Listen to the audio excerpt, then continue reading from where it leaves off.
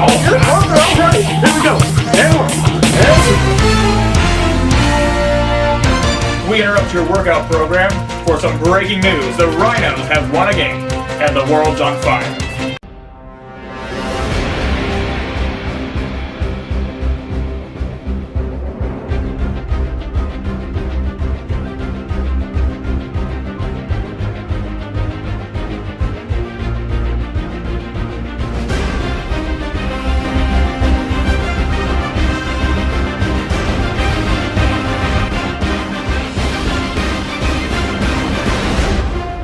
Alright, welcome to the fourth take where the Rhinos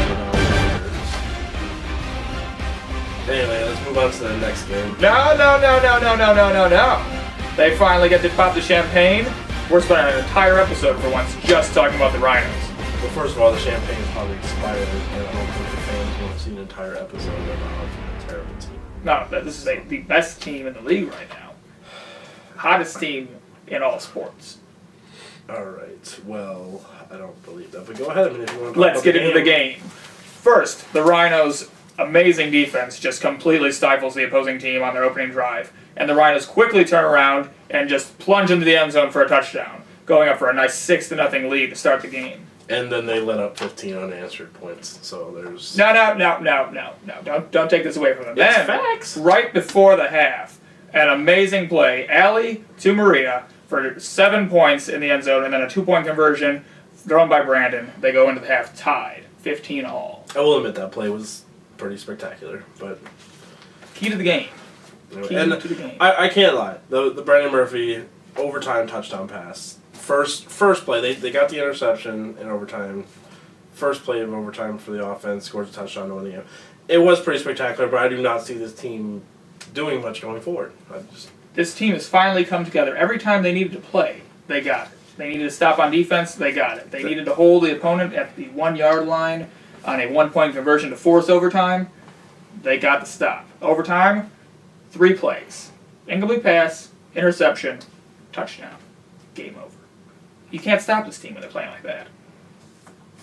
I suppose.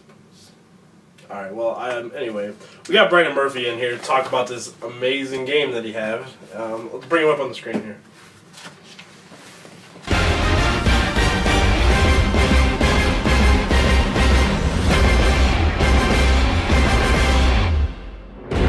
We've got a Rhinos player coming in. Brandon Murphy, the star quarterback of their latest win, is coming in for an interview today. First time a Rhinos player has been on the fourth take.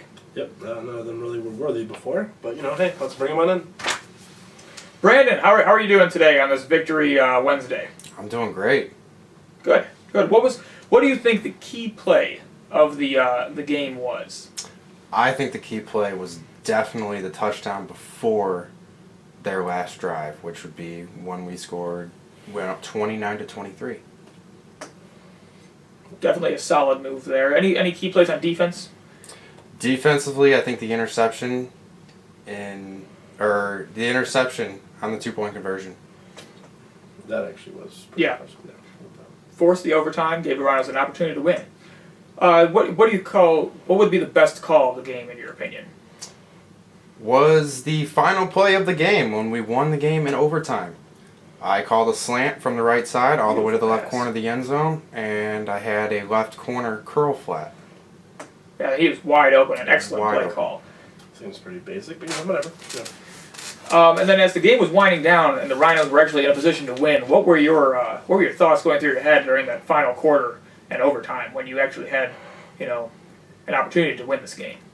Well, when we were driving down the field for our last offensive drive of regulation, I was really confused on how the hell they had so many timeouts to call. It did seem like the opposing team had several more timeouts than are usual in a football game. Way too many. Yeah, they bought them. So, what do you think you guys can do going forward? Because this team has been bad for so long. I don't see this continuing. What are the steps you need to take to keep being good? Limit turnovers, honestly. Hopefully the girls can catch the ball, for one. That'd be another one. And just consistent play. Solid points indeed. Well, thanks for coming on the show, Brandon. We don't want to keep you away from practice too long. We know you guys are hard at work every day and not fooling around with nonsense at all. No nonsense, apparently. So we'll see. I doubt it, but good luck at practice, and we'll see you on the field this Saturday. Thank you guys for having me.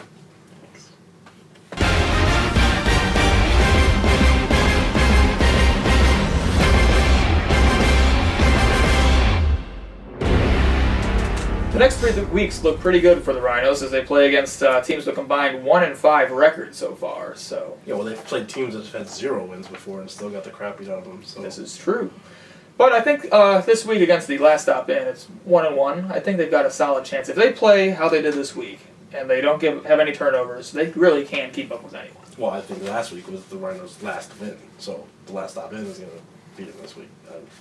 I'm just saying. I mean, last year, the team they played last week beat them by like 50 points. That's true. The score for last year's game against the Impromptu Ballers was 64-14. So clearly a huge turnaround for the Rhinos as they win 35-29. Yeah, some people call it turnaround, I call it luck. But you know what? Whatever. We'll see how this week goes. And you know what? I'll tell you this right now. If the Rhinos pull off a victory this week, I will change my tune next week. You heard it here first. Yeah. They can get a victory, I'm on the Rhinos bandwagon. Let's see what you got, guys. That's some pretty crazy talk. Let's see some other crazy talk from our good pal, Drahcnalb. This fucking guy.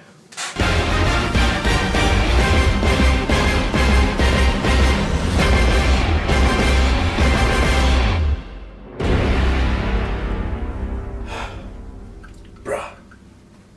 Last year, I bet on the Rhinos to win it all because they had such hope. I lost. I was down to half my Dixie Cups and half my Penguins. This year, I bet on the Rhinos to lose because they're terrible. And now I'm down to 1 Dixie Cup. 1 single Dixie Cup! What am I supposed to do with a single Dixie Cup? This is not tubular. This is not dope. This is nothing. So I'm laying my last Dixie Cup in the line. I did a spirit quest. I went through the jungles. I went to the Amazon.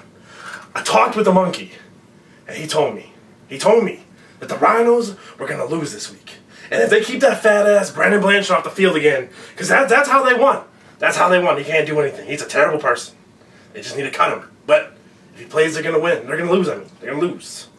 That's what the monkey told me, so you heard it here first. The monkey in the jungle is never wrong. It's my first time listening to him, but I don't think he's ever going to be wrong. Come on. So, buzz me, bros. I'm out. That's all we got for you this week on the Fourth Take. I'm excited for next week, but Brandon is a big old Rhinos fan for episode 420. Yeah, I'm really hoping they play that Brandon Blanchard guy because he did nothing this week and they won. So, obviously the key is to keep him out of the game and they'll win, but hopefully he gets a lot of snaps and they lose because I really don't want to root for that team. They're just awful. But, hey, we'll see you next week. Get your Super Bowl tickets now.